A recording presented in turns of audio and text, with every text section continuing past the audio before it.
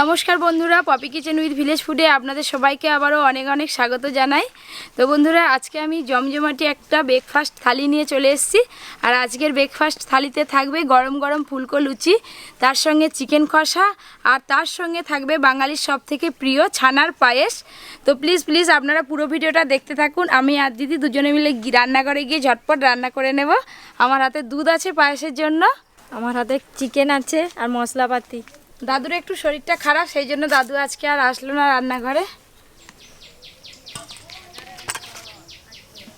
একটা ভিডিওতে আপনারা তিনটে রেসিপি দেখতে পাবেন, আর খুব সহজভাবে কম সময়ে আপনাদেরকে রান্না করে দেখাবো। প্রথমে আমি দুধ থেকে ছানা করে নেব ছানার পায়েসের জন্য। উনানে আঁচ দেব।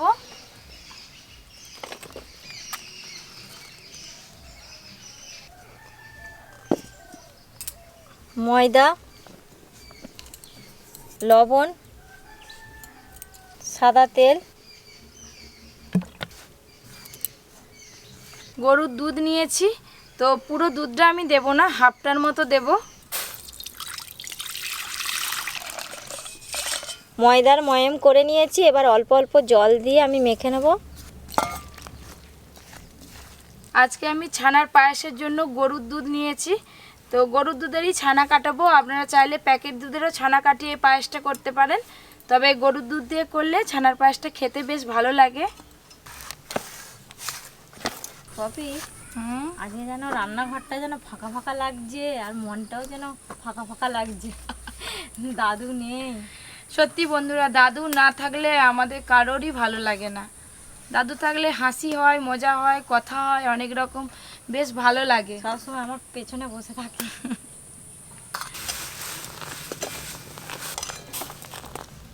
দুধ যখন একবার ভালোভাবে ফুটে যাবে, তখন কিন্তু আপনারা লেবু রস, তা না হলে ভিনিগার দিয়ে ছানাটা কাটিয়ে নেবেন। আমি আজকে লেবু রস দিয়ে ছানা কাটাবো।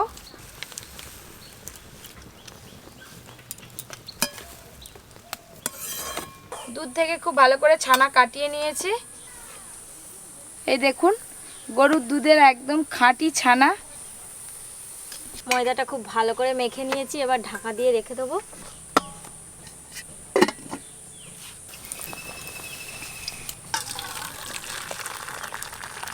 কতটা ছানা হয়েছে দেখুন। এই ছানা আমি মাঝে মাঝে আপনাদের দাদাকে চিনি দিয়ে দিই।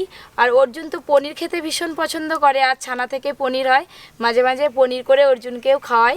আপনারাও বাড়িতে বাচ্চাদেরকে কিংবা বয়স্ক কেউ থাকলে এরকম ছানা কাটিয়ে দিতে পারেন। ঠান্ডা জল দিয়ে ছানাটা খুব ভালো করে ধুয়ে নেব।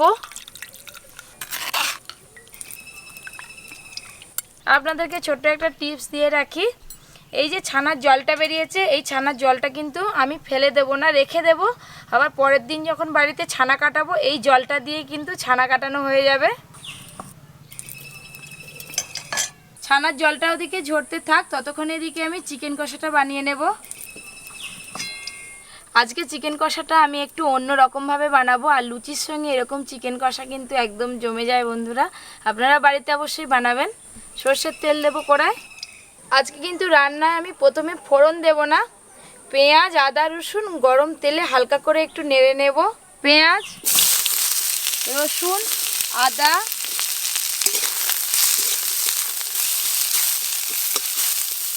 অল্প একটু সর্ষের তেল দেব। অন্যান্য দিন মাংস রান্না করলে আমি কিন্তু আদা রসুন বেটে মশলা কষে রান্না করি, আর আজকে আমি পেঁয়াজ, আদা, রসুন অল্প একটু তেল দিয়ে হালকা করে ভেজে মশলাগুলো একসঙ্গে সব বেটে তারপর রান্না করব। এই যে এরকম করে ভাজা ভাজা করে নিয়েছি মশলাগুলো।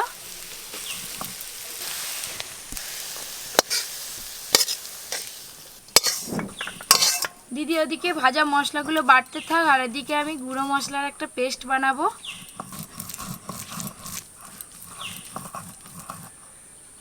প্রথমে দেব টক দই, জিরে গুঁড়ো, হলুদ গুঁড়ো দেব, আর দেব লঙ্কা গুঁড়ো, অল্প একটু জল দেব।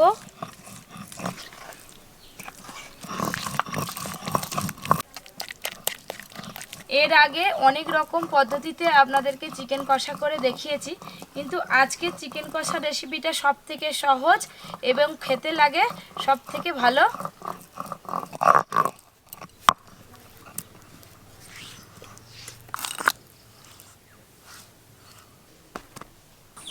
আজকে হাওয়াটা কিচ্ছু নেই, উনান বেশ সুন্দর জ্বলছে আর তাড়াতাড়ি ঝটপট রান্নাগুলো সব হয়ে যাচ্ছে একের পর এক। সর্ষের তেল। আজকে চিকেন কষায় আমি শুধুমাত্র শুকনো লঙ্কা তেজপাতায় ফোড়ন দেব, আর কিছু দেব না। আদা রসুন আর পেঁয়াজ ভেজে একসঙ্গে বাটা আছে দিয়ে দেব।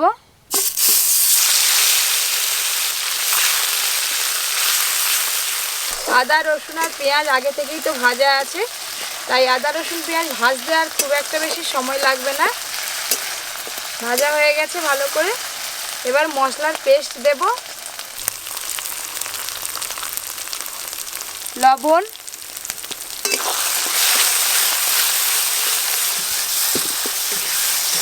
আপনারা যেরকমভাবেই চিকেন কষা করুন না কেন বন্ধুরা, চিকেন কষার মশলাটা কিন্তু ভালো করে কষতে হবে।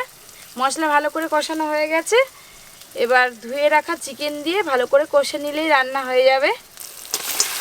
চেরা কাঁচা লঙ্কা,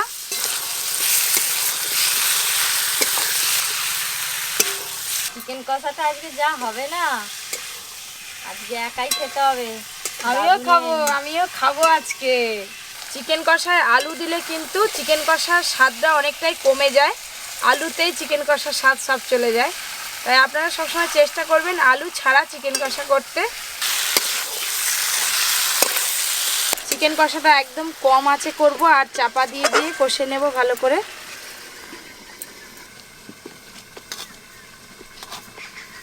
চাপা খুলে একবার দেখব কতটা কি হলো। চিকেন থেকে যা জল বেরিয়েছে এই জলেই কিন্তু চিকেন কষা পুরোপুরি হয়ে যাবে, আর রান্নার জন্য আলাদা করে জল লাগবে না। চিকেন খুব ভালোভাবে সেদ্ধ হয়ে গেছে, ঢেলে নেব এবার।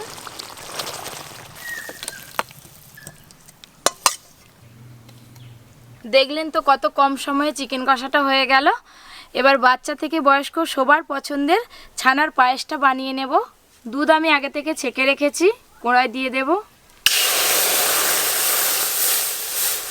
আজকে ছানার পায়েসের জন্য আমি 2 প্যাকেট গুঁড়ো দুধও নিয়েছি। আপনারা গরুর দুধের সঙ্গে অবশ্যই অল্প একটু গুঁড়ো দুধ দেবেন, তাহলে পায়েসের স্বাদটা ভালো হবে। গুঁড়ো দুধ,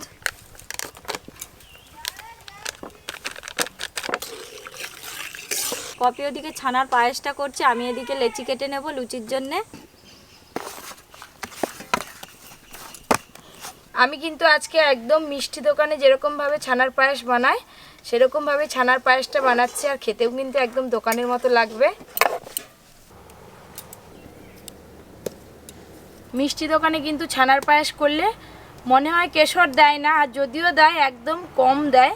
তো আমি বাড়িতে বানাচ্ছি, একটু ভালো করেই বানাবো। আর ছানার পায়েসে কেশরের পরিমাণ একটু বেশি লাগবে। কেশর,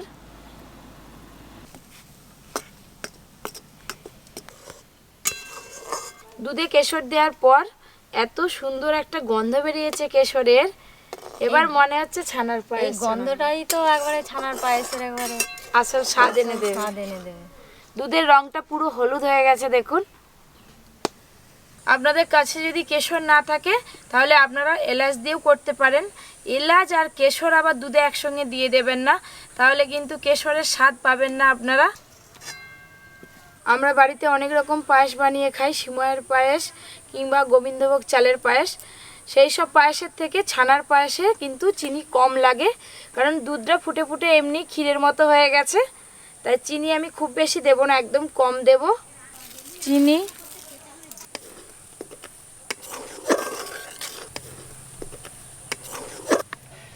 জল ঝরিয়ে রাখা ছানা দিয়ে দেব এবার। ছানা, খুন্তি দিয়ে ছানা ভেঙে ভেঙে দুধের সঙ্গে মেশাতে থাকবো। একবারে ঝুড়ো ঝুড়ো করে দেব না, একটু বড় বড় থাকবে। আমি কিন্তু আঁচটা একদম কম রেখে পায়েসটা বানাচ্ছি। আপনারা যদি গ্যাসে করেন একদম লো ফ্লেমে করবেন।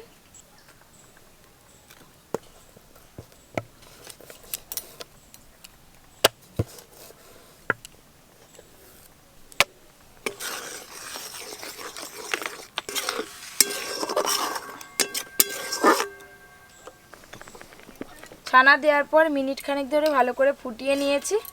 এবার ঢেলে নেব। ছানার পায়েস একদম রেডি।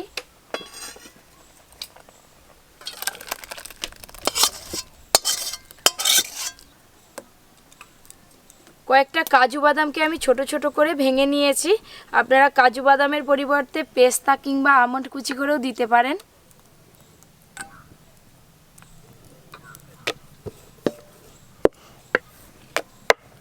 ছানার পায়েস আর চিকেন কষা দুটোই রেডি। সব শেষে আমি লুচি ভাজছি, লুচি গরম থাকবে বলে। এবার ফুলকো ফুলকো লুচিগুলো ভেজে নেব। সাদা তেল,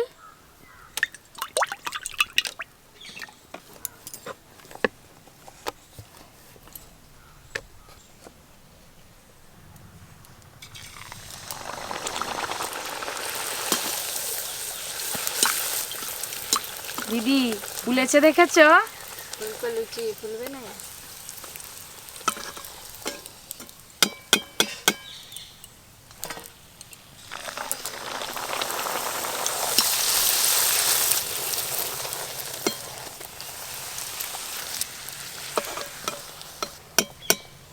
লুচির সাইজ দেখুন।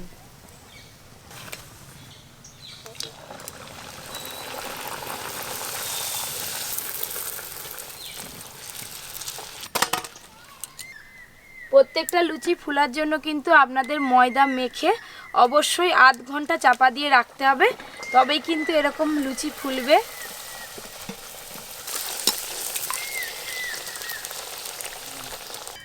লুচিগুলো একদম ফুটবলের মতো ফুলছে।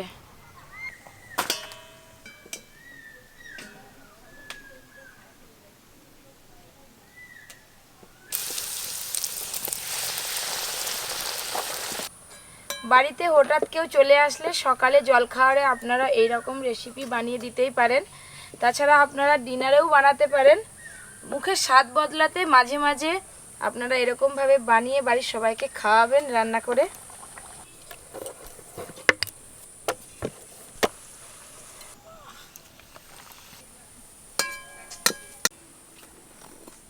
এই দেখুন, এক গামলি গরম গরম ফুলকো লুচি একদম তৈরি হয়ে গেল। আমি আর দিদি খাবো, কিন্তু এক গামলি খেতে পারবো না, দুটো তিনটে করে খাবো। বাদ বাকি সব বাড়ির সবাই খেয়ে নেবে। এক গামলি গরম গরম এই যে ফুলকো লুচি নিয়ে বসে পড়ছি আমি আর দিদি। আজকে দিদি কতগুলো লুচি খেতে পারো আমি শুধু দেখবো। আমি তোমাকে থালা ভর্তি করে দেবো। বেশি খেতে পারবো না, 4টের বেশি খেতেই পারবো না।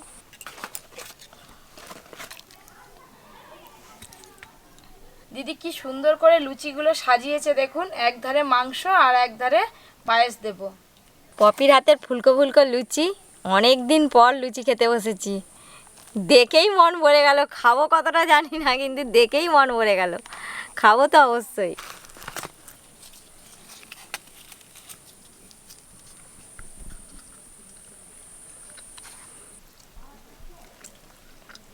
আমি তো ভাবছিলাম যে এতগুলো লুচি দিয়েছো আমি কি করে খাবো, এখন তো ভাবছি যে এতগুলি লুচি আমার কাছে কিছুই না।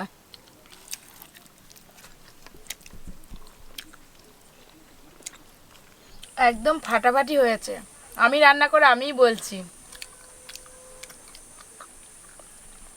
ফাটাফাটি হয়েছে বলেই তো বলছো, দারুণ হয়েছে। এখন তো মাংস দিয়ে খেলাম, এবার আমি পায়েস দিয়ে খাবো। পপি দাও, পায়েস দাও, নিয়ে নাও।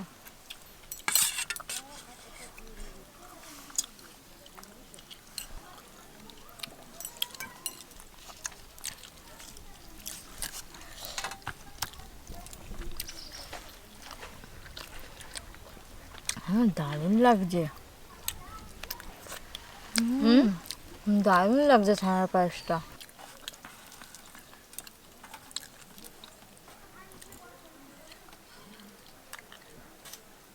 আমরা কিন্তু দোকানে ছানার পায়েস খেয়েছি, কিন্তু এত স্বাদ হয়নি। বাড়িতে বানালে যে এত সুন্দর স্বাদ হয়, আর পপি এত সুন্দর দুধ দিয়ে বানিয়েছে, দারুণ লাগছে কিন্তু খেতে। এরকম স্বাদ কিন্তু দোকানে পাওয়া যায়নি। দোকানে কি এত দুধ দেয়? ওই জন্যই বুঝি। দিদি চিকেন কষাটা কেমন লাগছে? চিকেনটা তো দারুণ লাগছে। অনেক রকমের চিকেন খেয়েছি তোমার হাতে, কিন্তু এই চিকেনটা যেন আরও বেশি ভালো লাগছে। যারা যারা আমার চ্যানেলটি সাবস্ক্রাইব করেছেন তাদেরকে তো অসংখ্য ধন্যবাদ জানাই। যারা এখনও সাবস্ক্রাইব করেননি, Poppy Kitchen with Village Food চ্যানেলটি সাবস্ক্রাইব করে নেবেন। আরও অনেক নিত্য নতুন রেসিপি পেতে আর পাশের বেলঘন্টিটা ক্লিক করে রাখবেন নোটিফিকেশান সবার আগে পেতে। সবাই খুব ভালো থাকবেন, সুস্থ থাকবেন, সাবধানে থাকবেন। আমি কথা বলছি আর দিদি ওদিকে গপ গপ গপ গপ করে খেয়েই চলেছে। এত সুন্দর রান্না হয়েছে, খাবো নি।